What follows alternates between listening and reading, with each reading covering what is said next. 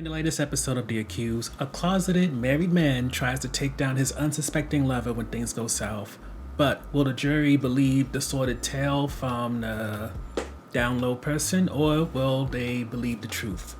To begin, Robyn, who in the daytime goes by Kevin, was a simple girl.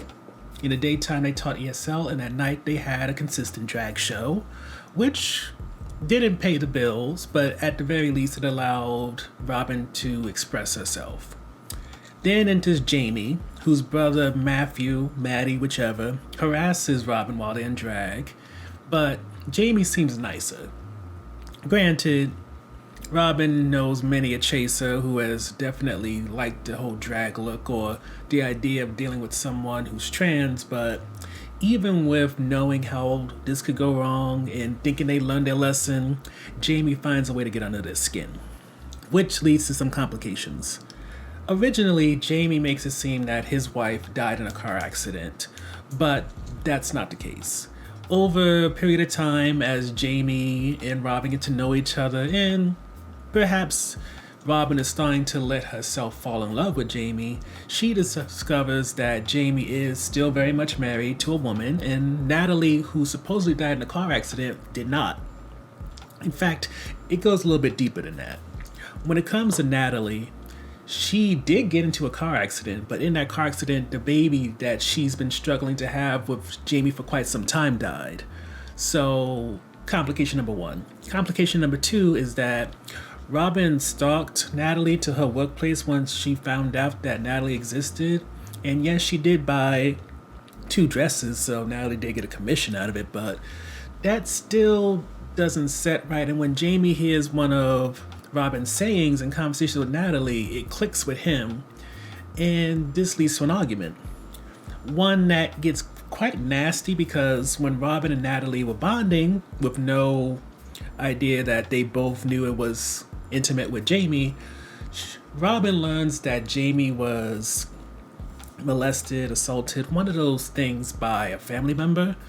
And in their argument, in order to really push back Jamie and get them to a point of not wanting to talk to them anymore, they bring that up. And with that, you think that'll be the end of it, but it ends up not being the end of it. Unfortunately for Robyn, what ends up being the end is the end of Natalie. And then Jamie calls Robyn, freaked out, presenting this lie that Robyn left him. He wants to run away with Robyn, but it's BS. What Robyn ends up doing is getting in drag, meeting up with Jamie, and then learning that in his trunk, that's where Natalie is. In his trunk being, of course, Jamie's trunk. Once Robyn discovers this, they out. They're not sticking around. It doesn't matter if they're in heels and full glam. Nope, not dealing with this. Off they go. And because of that, and also because Jamie's very much DL and doesn't want Matthew, aka Maddie, his older brother who took care of him all his life, to know, when things go down, yes, Jamie does surprisingly confess to the murder of Natalie, but also he tries to take down Robyn by saying that she was an accessory to the murder, she was trying to obstruct justice with him, and also she conspired to help kill Natalie. Thankfully, unlike Ava's first lawyer in a previous episode, Robyn has a decent lawyer. Granted, the court system is still kind of corrupt and weird because a bailiff or a security guard allows Matthew to assault Robyn in the bathroom, which doesn't get handled for some reason, but whatever. And point being, when Robyn decides to prove to the jury that there's no way I could have did this, or there's no reason I could do this by going from daytime Kevin to nightlife Robyn, with showing how the nails would look, showing the heels and all that, the jury realizes that there's no way in hell that Robyn planned for this, and with that, all charges against him are dismissed. Unfortunately, there's no retribution for Matthew for beating their ass in the bathroom, but take a win when you can get it, I guess. So the first highlight, and the only highlight for this episode, is that Robyn didn't end up dead and also was found innocent. And the reason why that is a highlight for me is that even though Billy Porter directed this, and I doubt Billy Porter would have some trauma porn as something they're part of, you never know.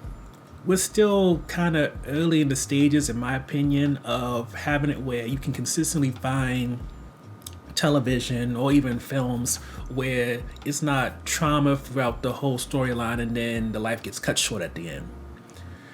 So when it comes to Robyn, there was always this fear that, be it gay or trans, because I'm not fully sure how Robyn identifies, there was a belief that there could be a chance that Jamie would have killed them in some trans or gay panic type thing. And when you consider that, and I think a good majority of states you can still use it as a defense, it could have been one of those teachable moments at the cost of Robyn, which I really didn't want. But all I'm going to say is I'm just happy that Robyn got to live. The case was dismissed against him, and while I'm still very much pissed that nothing happened to Matthew besides him having to deal with the fact that his brother is a homosexual in some kind of way, again, I guess we should take the wins where we can get them. So the on-offense topic for us just deals with Jamie's background and how his sexuality is handled. Now, maybe I'm being a little too sensitive when I talk about this, and it could be that.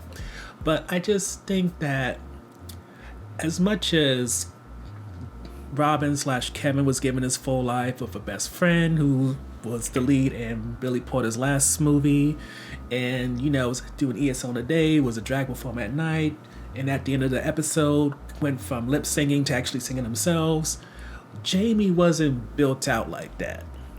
So when it comes to his sexuality and everything that's going on with him, he fits very much into that DL persona in the worst ways. Now, granted, when it comes to him, Matthew was of no help because Matthew is homo-averse. And even Natalie, being a woman from the East Coast, specifically Massachusetts, it's kind of nice to see a realistic depiction that not everybody from the East Coast is liberal and progressive. Some of them still use some very archaic language and can definitely say some things that give you a side eye. I mean, are deserving of a side eye, but at the same time, them not fully developing Jamie in a way that kind of balanced that out kind of was it left me a little uncomfortable, but sometimes you need to be uncomfortable and be reminded again that as much as media tries to paint a world that is definitely more progressive, more diverse and everything, you can't forget that some parts of the world, whether it's in the Midwest, the South, West Coast, East Coast, Northeast, whatever, they're not the way that television shows and movies paint them to be. If you go to certain pockets, you will find the same kind of backwoods, stinking, potentially ignorant, etc., people who you think died out a long time ago, but are just as much around now, and they're not in their 60s, 70s, 80s. They're in their 30s, 40s, sometimes 20s, can be teenagers, and while you don't have to accept their existence, you have to admit that they still do exist. Overall, Accused presents another thrilling case where you don't know if the lead will be considered guilty or not, never mind what the charges are going to be until the very end.